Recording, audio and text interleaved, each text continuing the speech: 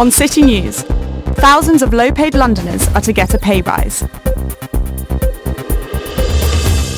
In court, for the first time, the Bethnal Green teenager who ran away to join ISIS. And, on the mend, City learns to repair and rewear their clothing.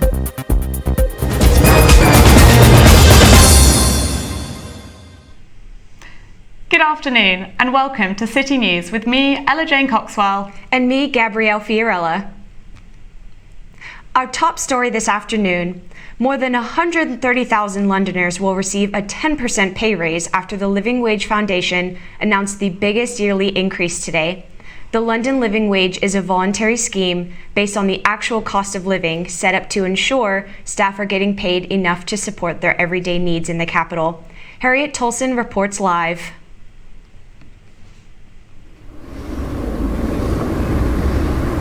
Thank you.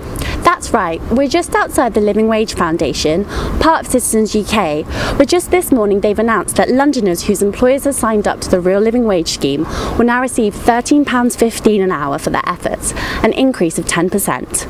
Earlier today, London Mayor Sadiq Khan welcomed the announcement on X. It costs a lot. He said that the London Living Wage has seen a 40% increase since he was elected in 2016, and that this year's 10% increase had been the biggest jump ever.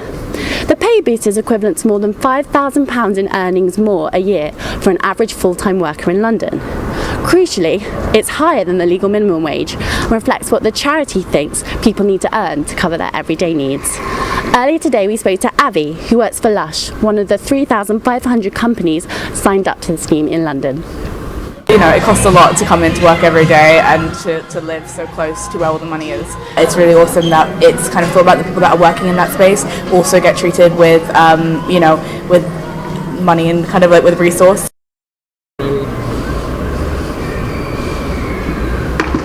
However, the scheme is voluntary. London Living Wage told us that only 1 in 7 London workers are currently employed by Living Wage accredited employers. We spoke to Emma today, who works for a pub in Soho that hasn't opted into the scheme, and she told us, "Initially I think it sounds great until you realise that it will only benefit a minority of London workers. I work for one of the biggest companies in hospitality and I doubt I'll be seeing a pay rise. It's unfortunate as we deserve that extra money." Claire, comms manager at the Living Wage Foundation, told us about what they're doing to try and get more companies to sign up. We're really keen for more employers to join. We've got 14,000 nationwide at the moment, and that has grown more in the last 6 months than ever in our lifetime since the foundation started in 2011. So it's really exciting. We encourage you to kind of get in touch and become accredited.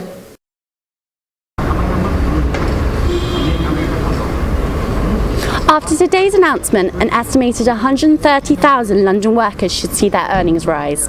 No doubt a welcome addition to their bank accounts. Harriet Tolson, City News.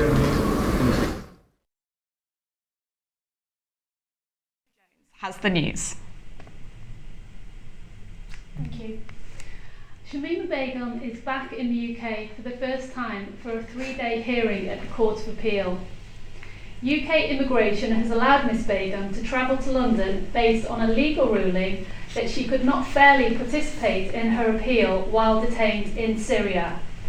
The 24-year-old, originally from Bethnal Green, is appealing the decision to remove her British citizenship. The case is due to last 3 days. MP Diane Abbott has come out in support of the tube driver suspended for chanting "Free Palestine." Ms Abbott tweeted, "Would this have happened if he was chanting "Free Ukraine"? Londoners have signed a petition to support the tube worker, who they state was exercising a right to support solidarity and freedom of expression. TfL COO Glyn Barton has told City News that TfL is investigating the incident involving their tube driver in line with policy and procedure. A police investigation has started following an incident of alleged sexual harassment at a London Overground station. Witnesses at Bruce Grove Station in Tottenham, North London, say that a man followed a female waiting on the platform at 10 p.m. last Friday and threatened to follow her as well as take her phone when she rejected his advances. TfL has told City News that it was assisting the British Transport Police with inquiries. A drug dealer has helped supply around £1 million worth of cocaine in North London has been jailed for more than 14 years. Ashley Allen, 32, from East London, was unmasked as part of Scotland Yard's major investigation into encrypted communications network EncroChat. In 4 months between March and June 2020, Allen was involved in the conspiracy to supply around 29 kilograms of cocaine with an estimated street value of £1 million. Statistics show that Londoners are spending more money on rent than ever before. According to the Office for National Statistics, 35% of income on average is going towards rent. Sagar Kostani has more.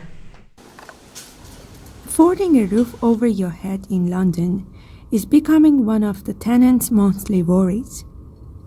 Imogen Oliver recently moved to London and she is finding it hard to manage her life while the rent price is weighing on her shoulders. I'm finding it very difficult recently to pay rent.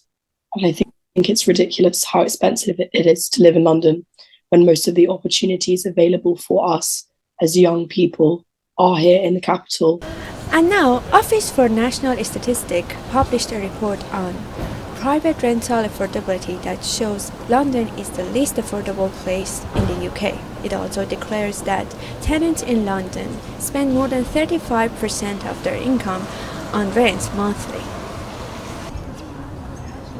Perhaps the most important one is supply and demand, which is very, very tough at the moment in that there is a lot of demand and not enough supply. So it's just a natural force. As the market allows the owners to charge more rent, people have to move further out of London.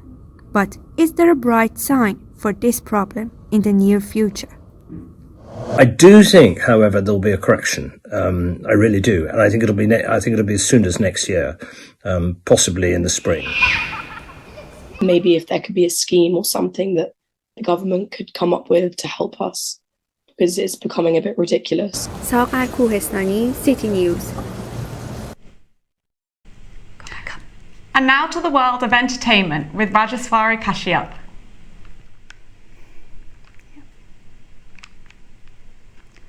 The oldest committee to celebrate the Hindu goddess festival in the entire Europe, the Camden Durga Puja Committee, is celebrating its Diamond Jubilee. Artists from all over the world have arrived at Camden to showcase their traditional art form with a 6 days long cultural celebration with live music, dancing, theatre and musical performed by the professionals of each day. Bengali casting director Sucheta Mukherjee is one of the cultural secretaries of the event.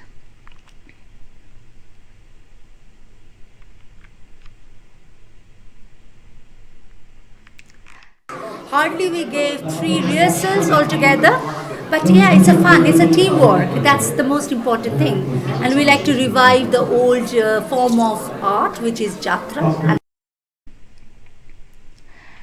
North London actor Amanda Abbington has quit Strictly Come Dancing after a medical absence. The Sherlock and Selfridge actor did not appear on the BBC show over the weekend due to medical reasons. Abbington and her dance partner Giovanni Pernice had received a bye to the next round. Abbington subsequently shared via Instagram a picture of the late actor Robin Williams accompanied by the words, "People don't fake depression, they fake being okay," and urged people to be kind. The introduction of low traffic neighborhoods is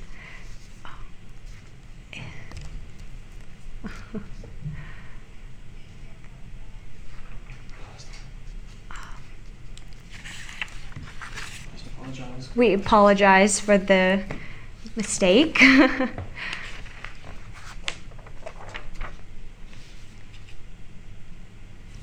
Pro-Palestinian protests in the capital have divided the London Jewish community. While many Jews declared support for the protests, others have criticised the Met Police for under-policing the event. Flora Murray has the story.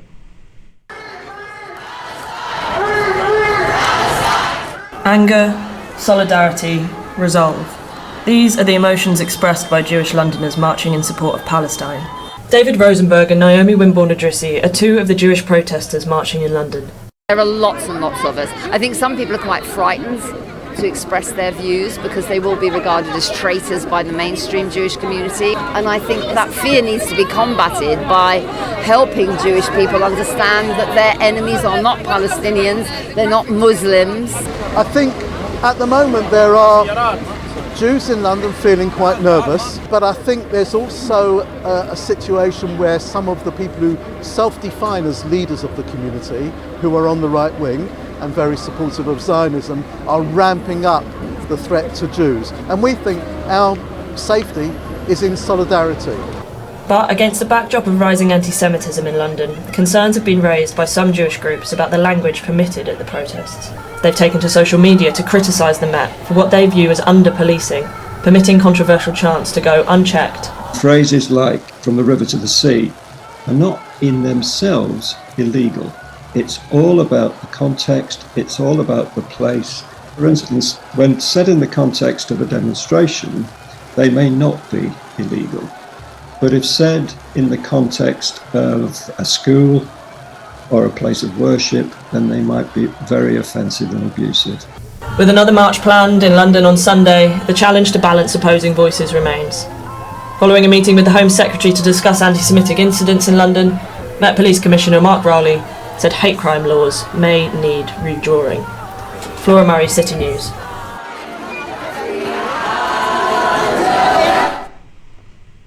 Children in Greenwich are getting free meals over this half term. It's the only borough offering free meals during this week, and children don't need to register for it.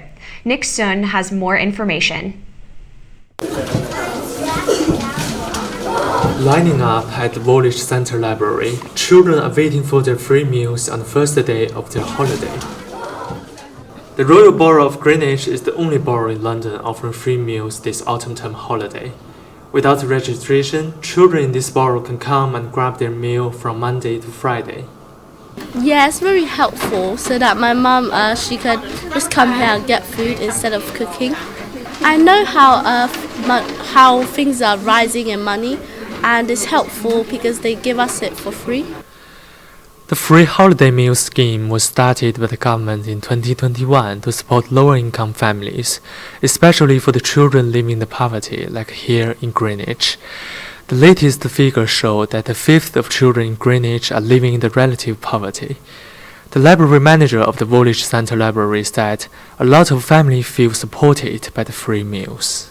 I think it's an excellent scheme. It helps low-income families, and it helps provide a meal for them during difficult times or when the holidays are more expensive. So this is one less thing for them to worry about. So it's really good.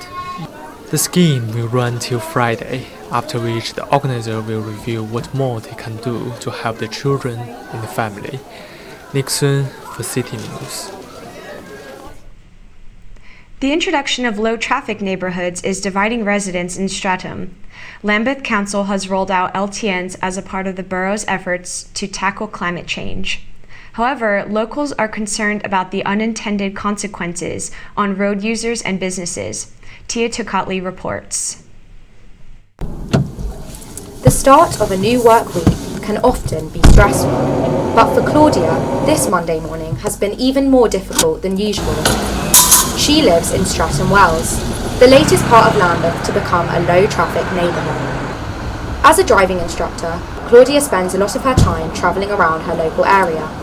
But with traffic filters now restricting access to certain streets, she is concerned about how these measures will impact her business. With the LTNs in place, I won't actually be able to fit in the pupils as I do at the moment. So right now I give myself half an hour to get from one person to the next. But with this LTN, I'm actually going to have to give myself a bit more time, which means I can't fit in as many pupils a day, which means that I could actually be losing about £300 a week. The Streatham Wells LTN uses barriers, road signs and planters to restrict cars from residential roads in the area. In a public consultation, 65% of residents responded saying they were unhappy with the plans. Lambeth Council declined an interview but gave a statement saying, "Throughout the trial, we are committed to working with residents to make sure the final LTN designs suit the needs of everyone." Some members of the community are in favour of the new measures. We support the low traffic neighbourhood scheme because it provides a foundation for us to provide streets that are safer, cleaner, greener and better places for families to grow up in. The trial of the LTN will last up to 18 months, after which Lambeth Council will decide whether to make this permanent. Tia Catley, City News. A new cycle path in Wembley could be rolled out after a rising number of accidents is causing concern with locals. The Brent Cycling Campaign Group tried the route for the first time this week and hopes the path will encourage more people to cycle. Valentina Robotti reports. This stroll may not look that scary, but cycling in Brent can be deadly. On Sunday morning, members of the Brent Cycling Campaign took a handle on the situation by trying the new and improved cycle path. At the moment, Brent Council is working together with TfL, Transport for London, on a route between Harlesden and Wembley. If this route can be developed, then we could see some, at least stepping stones going forward. Between 2018 to 2020, 90 accidents occurred in Harrow Road, leading to 109 deaths, 9 of which were cyclists. Members of the community fear this may put cyclists off from cycling at all. We can tell that most people don't feel safe because most people don't choose to cycle. It's not set up for cycling at all. Along with the cycle path, plans include introducing improved pedestrian crossing, better street lighting, and more trees. We have reached out to Brent Council and TfL, but have not received comment on what's next on the road to approval for the scheme. They are set to meet next month to discuss the measures in consultation. The Wembley to Willesden scheme is part of London's efforts to take part in Vision Zero, which seeks to minimize or even eliminate casualties caused by traffic accidents by 2041. A safer cycling path for Brent could be a way to start. Valentina Rabati, City News.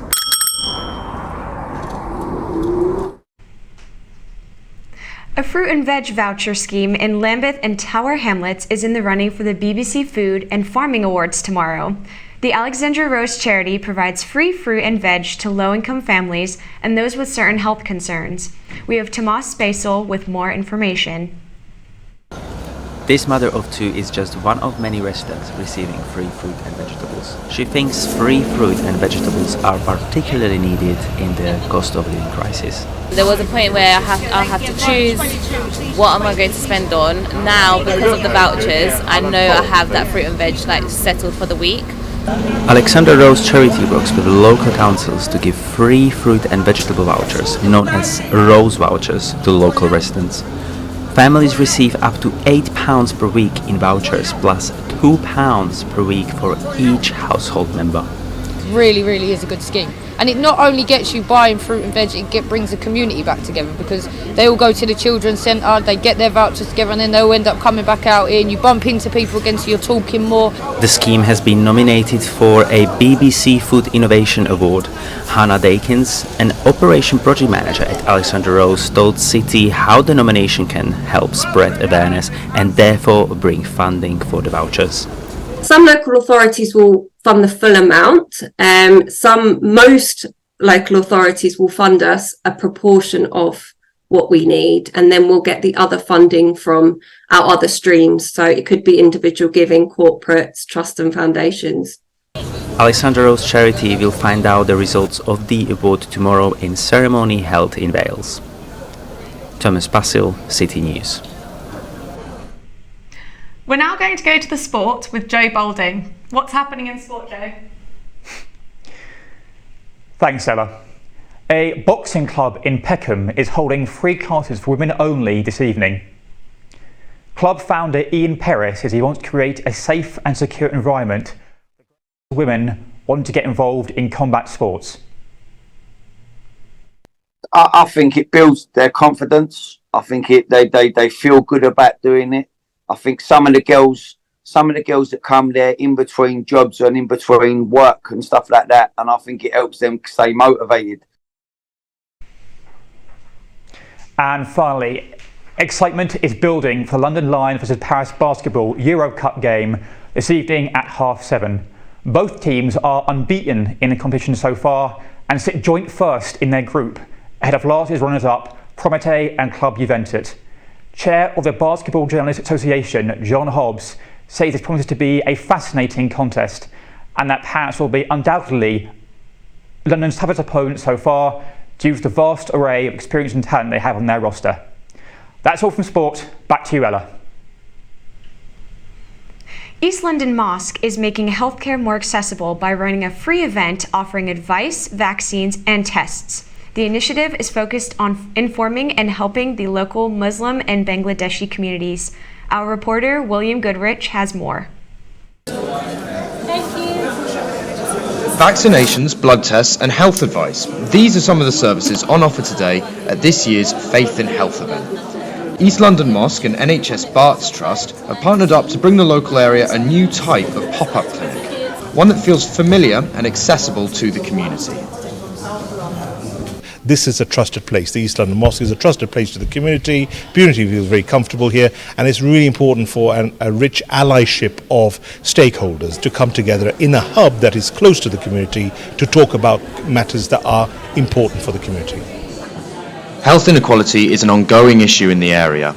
Tower Hamlets and Newham have the lowest life expectancies and the highest levels of circulatory disease of all the London boroughs. And if you're British Bangladeshi, you're 5 to 6 times more likely to get type 2 diabetes than the general population. Those who attended the event felt it was an important reminder for the health services available in their local area. There's a lot of people in our community that are not aware of having access to health service. And by coming to this kind of events, it makes you aware of what services are available, and the fact that if you are not getting the service, what you can do. Organisers hope that the event will raise awareness of local health issues and encourage the community to feel comfortable using their health services. From City News, I'm William Goodrich. We're now going to look at the weather. Gabrielle, what's the weather going to be like for the rest of half term?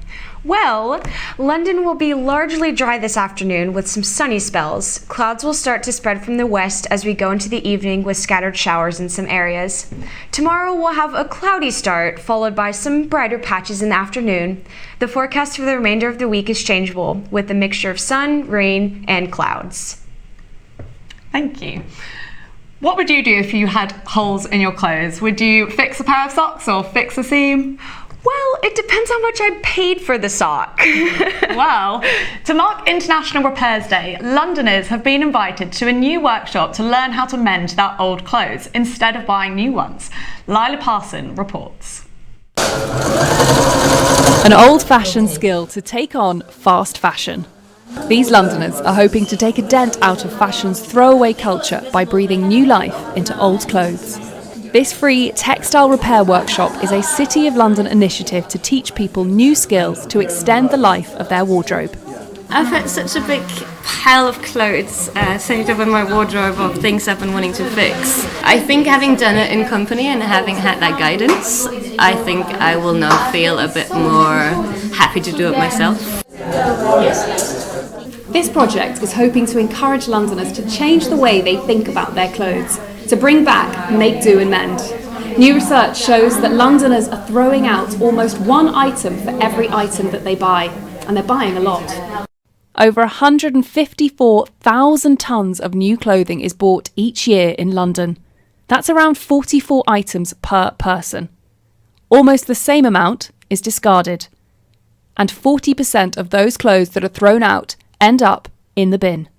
Working as part of the recycling team, we have been to a few different textiles facilities, and the amount of textiles waste that they receive is just quite disgusting actually. So yes, we're putting on these events to hopefully reduce the amount of waste that gets put there. The people that have attended the workshop have impressed me. Some people have come here with no knowledge of even how to thread a needle, and they've left learning how to sew back a hem.